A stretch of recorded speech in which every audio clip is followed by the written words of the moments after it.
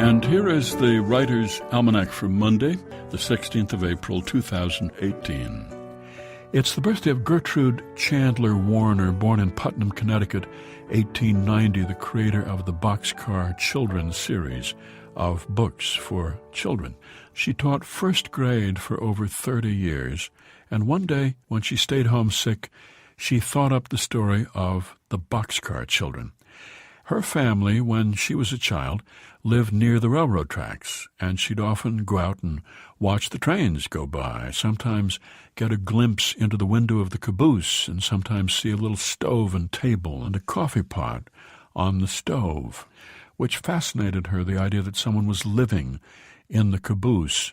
And she invented the story about 4 orphaned children, Henry, Jessie, Violet, and Benny, ranging in age from 6 to 14, who, after their parents die, go to live with their grandfather, who the children feel is a cruel man, and so they run away and they set up housekeeping in an abandoned boxcar, supporting themselves and living a life of great independence.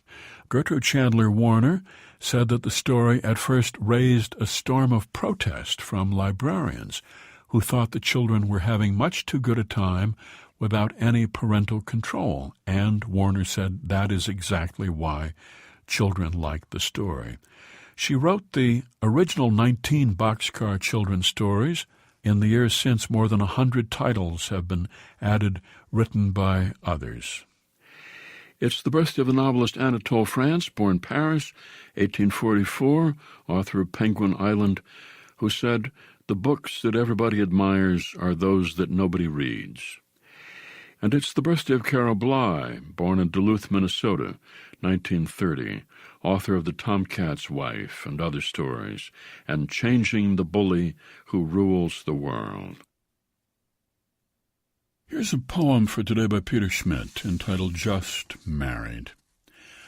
Oh, they can be forgiven such innocent indulgence, the couple whose car we saw in the darkened parking garage today, the white spray paint filling the rear window, just married, and the date, now more than 2 weeks old. Let them enjoy this extended moment as long as they can. Let them feel this way always. For their lives, all history could have begun on that day, regardless that the buoyant numerals and letters, like the asking price of a car, would appear insensibly reversed if, driving, they glanced back. The message looms between them and the world, which will always be trying to gain on them. And if, in noon glare, their first full wedded day, they cut with a room service knife the strings to the cans clinking like obligations, they will not let go yet this brief announcement. Oh, the elements might eventually combine to erase them, enough downpours or the blistering sun, but by the time the words no longer quite ring true, it will be their own hands that make them vanish.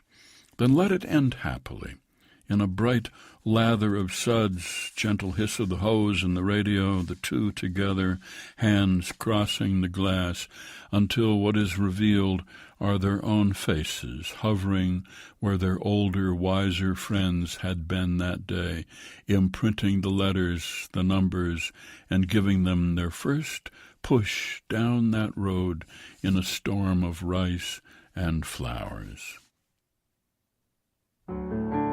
Just Married, a poem by Peter Schmidt from Country Airport, published by Copper Beech Press and used by permission here on the Writer's Almanac, supported by the Poetry Foundation.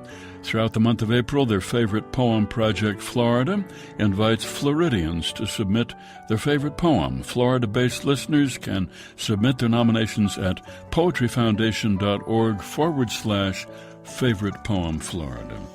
And by Progressive Insurance with its Apron Project, celebrating progress and the people who make it happen. Produced by Joy Biles, assisted by Kathy Roach. Be well, do good work, keep in touch.